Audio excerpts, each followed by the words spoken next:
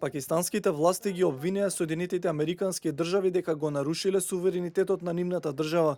Инцидентот се случи за време на викендот кога американски дронови извршија воздушен напад врз талибанците на територија на Пакистан во близина на границата со Авганистан. Цел бил талибанскиот лидер Мула Хактар Мансур, кој според афганистанските власти бил убиен во нападот. Пакистанскиот премиер Наваз Шариф вели дека тие не биле однапред известени за овој план и поради тоа испратиле протест до американските власти. Имавме долготрajни разговори со Пакистан и Авганистан за оваа цел, односно Мулах Мансур. Лидерите на двете земји беа информирани за воздушниот напад, но нема да навлегувам во детали за точното време. Знам дека генерал Николсон разговараше директно со генерал Рахил Шариф, а јас разговарав со премиерот Наваз Шариф.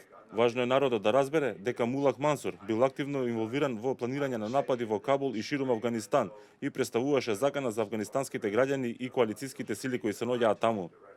Доколку биде потврдена, смртта на лидерот на талибанците се очекува да предизвика внатрешни борби за превласт и доминација меѓу различните фракции. Taliban were fragmented. Талибанците беа поделени. Имаше борби во Афганистан меѓу две групи.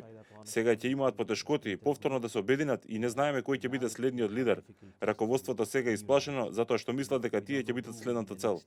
Експертите проценуваат дека најголеми шанси да го наследи Мансур има Сираджудин Хакани, кого талибанците го гледаат како моќен лидер кој може да им пркоси и на локалните влади, но и на американците. По него е распишана меѓународна потерница. Американската влада нуди награда од $5 милиони за информација која би довела до негово апсење.